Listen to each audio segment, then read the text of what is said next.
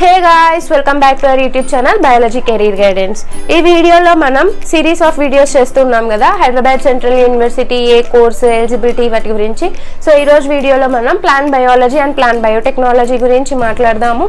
So ఈ వీడియోలో నేను మెయిన్గా eligibility, number of seats, exam preparation tips, question paper analysis, question paper pattern, exam pattern వీటి గురించి డిస్కస్ చేద్దాం. Okay, let's get started.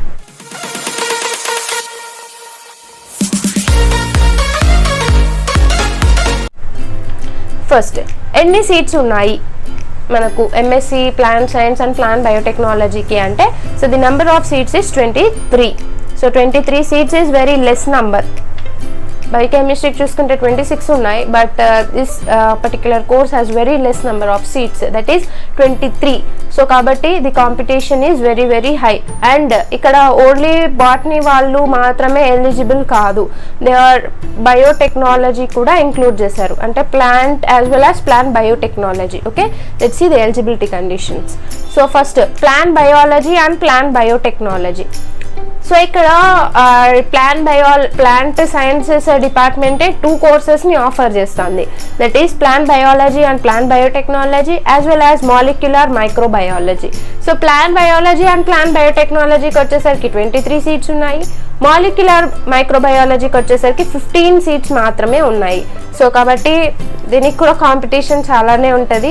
And రెండింటికి మనకు ఎలిజిబిలిటీ కండిషన్స్ చూసుకుంటే ప్లాంట్ బయాలజీ అండ్ ప్లాంట్ బయోటెక్నాలజీకి వచ్చేసరికి BScలో మీకు 60% మార్క్స్ ఉండాలి and any one of the subjects like chemistry, botany, genetics, microbiology, biochemistry and biotechnology ఈ సబ్జెక్ట్స్లో ఖచ్చితంగా ఏదో ఒక సబ్జెక్టు మీరు మీ డిగ్రీలో చేసి ఉండాలి with 60% of marks. Then M.Sc molecular మైక్రోబయాలజీకి వచ్చేసరికి BSc any life science subject, so ఏ లైఫ్ సైన్స్ సబ్జెక్ట్ అయిన వాళ్ళైనా సరే దీనికి ఎలిజిబులే విత్ 60% ఆఫ్ మార్క్స్. మనకు మినిమం 60% మార్క్స్ ఉండాలి with any one of the life science subject. మీరు ఏదో ఒక లైఫ్ సైన్స్ సబ్జెక్ట్ చదివి ఉండాలి విత్ మినిమం 60% ఆఫ్ మార్క్స్. ఎందుకు ఇక్కడ ఇట్లా ఎలిజిబిలిటీ ఇస్తారు అని అంటే మీకు BScలో కొంచెం వరకు బేసిక్స్ గెయిన్ చేసుకుంటేనే కదా MScలో మీరు చదివే కెపాసిటీ తెచ్చుకుంటారు.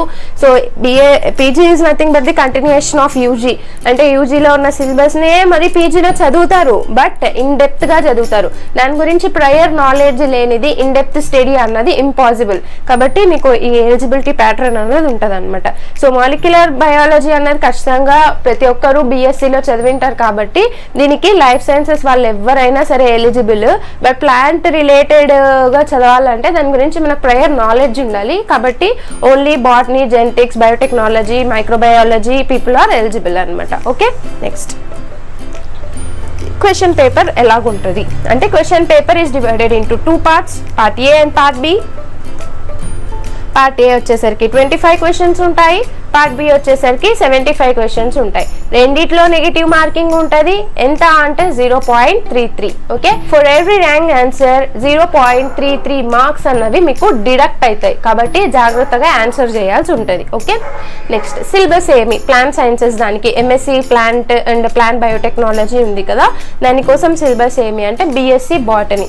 సో BSc బాటనీ అంటే మొత్తం botany syllabus 3 years botany syllabus, అంటే క్లాసిఫికేషన్ ఆఫ్ ప్లాంట్స్ అంటే ఉంటాయి కదా, cryptogams, angiosperms, gymnosperms, and then their metabolism అంటే ఫోటోసింథసిస్ జరుగుతుంది కదా ప్లాంట్స్లో, అది ఎలా జరుగుతుంది, C3 cycle, C4 cycle, all related to plant metabolism as well as hormones, ప్లాంట్లో హార్మోన్స్ ఎలా సింథసైజ్ అవుతాయి, ఎలా సిగ్నలింగ్ జరుగుతుంది, ఎలాగ అవి డిసీజ్తో కోపప్ అవుతాయి, ఏమేమి డిసీజెస్ వస్తాయి ప్లాంట్స్ కి, and A disease A micro organism వల్ల వస్తుంది, డిఫరెంట్ ఫ్లవర్స్ అన్నవి ఎలా ఫామ్ అవుతాయి, ఫ్రూట్స్ అన్నవి ఎలా ఫామ్ అవుతాయి, ఆల్ రిలేటెడ్ టు బాటనీ అనమాట. ఓకే, మాలిక్యులర్ బయాలజీకి వచ్చేసరికి replication, transcription, translation, post transcriptional modifications, post translational modifications, then gene రెగ్యులేషన్లో లాకోపెరాన్, ట్రిప్టోఫాన్ అవి ఉంటాయి కదా అవి.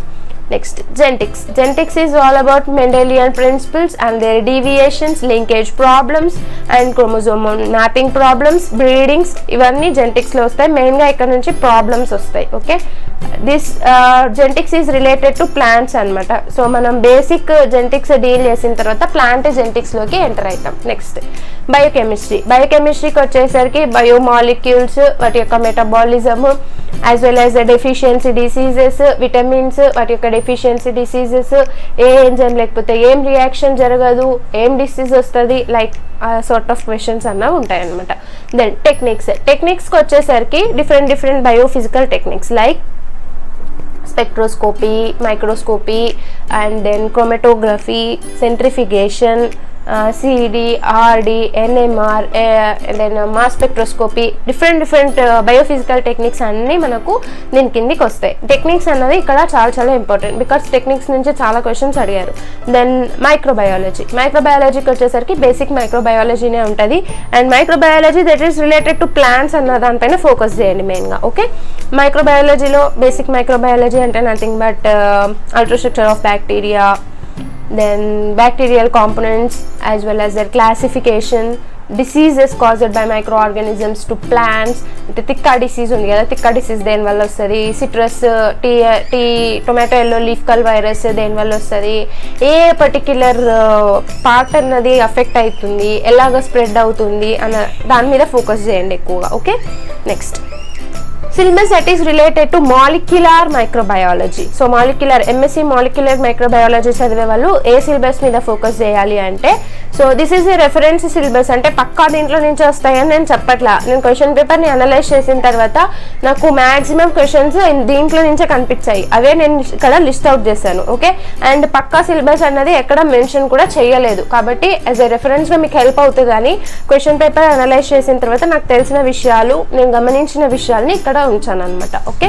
Next molecular biology. So molecular microbiology అంటే ఇంకా ఆబ్వియస్గా మాలిక్యులర్ బయాలజీ పైన ఎక్కువ ఫోకస్ చేస్తారు, కాబట్టి మాలిక్యులర్ బయాలజీలో మీరు చాలా తరోగా ఉండాలి. సో ఇంతవరకు మనం డిఫరెంట్ ఎగ్జామ్స్ చూస్తూ వచ్చాము కదా, అందులో అన్ని ఎగ్జామ్స్లోనూ మనకు మాలిక్యులర్ బయాలజీ అన్నది ఉంది, కాబట్టి focus on the molecular biology. ఎంత వీలైతే అంత మంచిగా దానిపైన నాలెడ్జ్ అన్నది తెచ్చుకోండి. ఓకే, మాలిక్యులర్ బయాలజీ అంటే ఇంకా మనకు తెలిసిందే, రెప్లికేషన్, ట్రాన్స్క్రిప్షన్, ట్రాన్స్లేషన్ అవి.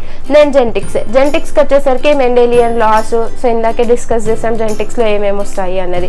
మైక్రోబయాలజీకి వచ్చేసరికి basic microbiology as well as micro organisms లో కూడా మెటబాలిజం ఉంటుంది కదా, సో ఆ మెటబాలిజం అన్నది ఎలా జరుగుతుంది, ఫోటోసింథటిక్ మైక్రో ఆర్గానిజమ్స్ ఉంటే వాటిలో ఎలాగ ఉంటుంది, అవి ఎట్లాగా కార్బోహైడ్రేట్స్ ని సింథసైజ్ చేసుకుంటాయి, యాజ్ వెల్ యాజ్ ఎట్లాగా అవి కార్బన్ డైఆక్సైడ్ ని ఫిక్స్ చేస్తాయి, సల్ఫర్ బ్యాక్టీరియా, పర్పుల్ బ్యాక్టీరియా ఇలాగ ఉంటాయి కదా, నైట్రోజన్ ఫిక్సింగ్ బ్యాక్టీరియా, వీటిలంతా మెటబాలిజం అన్నది మీరు తరువుగా నేర్చుకోవాల్సి ఉంటుంది. దెన్ బయోకెమిస్ట్రీకి వచ్చేసరికి ఇది chemistry of molecules that are present in the biological organisms, that is carbohydrates, amino acids, lipids, fatty acids already discuss చేసింది. దెన్ టెక్నిక్స్ అన్నవి కూడా ఇక్కడ చాలా ఇంపార్టెంట్. సో మనకు డిఫరెంట్ టెక్నిక్స్ ఉంటాయి కదా, ఆ టెక్నిక్స్ అన్నీ మీరు చదివి పెట్టేసుకుంటే మీకు ఫర్దర్ ఫ్యూచర్లో అయినా చాలా యూజ్ ఉంటుంది అనమాట. ఏదైనా ఇంటర్వ్యూకి వెళ్ళినా సరే మీకు టెక్నిక్స్ రిలేటెడ్గానే ఎక్కువ క్వశ్చన్స్ అడుగుతారు. ప్రిపరేషన్ బుక్స్ నేను ఇక్కడ ఏవి మెన్షన్ చేయట్లేదు అని మీరు అనుకోకండి, బికాజ్ నేను ఆల్రెడీ బయోకెమిస్ట్రీ వీడియోలో మెన్షన్ చేశాను. మీరు మీ బీఎస్సీ లెవెల్లో ఉన్న బుక్స్నే ప్రిఫర్ చేయండి. బీఎస్సీలో మీకు ఏ బుక్స్ అయితే చదివారో అవే ప్రిఫర్ చేయండి. ఒకవేళ మీరు ఏవి చదవకుంటే తెలుగు అకాడమీ బుక్స్నే ప్రిఫర్ చేయండి. సో తెలుగు అకాడమీ బుక్స్నే ప్రిఫర్ చేయండి. తెలుగు అకాడమీ బుక్స్ 3 yearsవి ఒకసారి అంతా మంచిగా చదువుకోండి, అందులో నుంచే క్వశ్చన్స్ వస్తాయి. It's all related to applications, కాబట్టి చదువుకున్న దాన్ని అప్లై చేయడానికి ట్రై చేయండి. ప్రాక్టీస్కి వచ్చేసరికి ప్రీవియస్ ఇయర్ క్వశ్చన్స్ ఉంటాయి కదా, సో మీకు వెబ్సైట్లో different years previous year questions అన్నవి అవైలబుల్లో ఉన్నాయి, కాబట్టి అవే యాజ్ ఎ ప్రాక్టీస్గా వాడండి.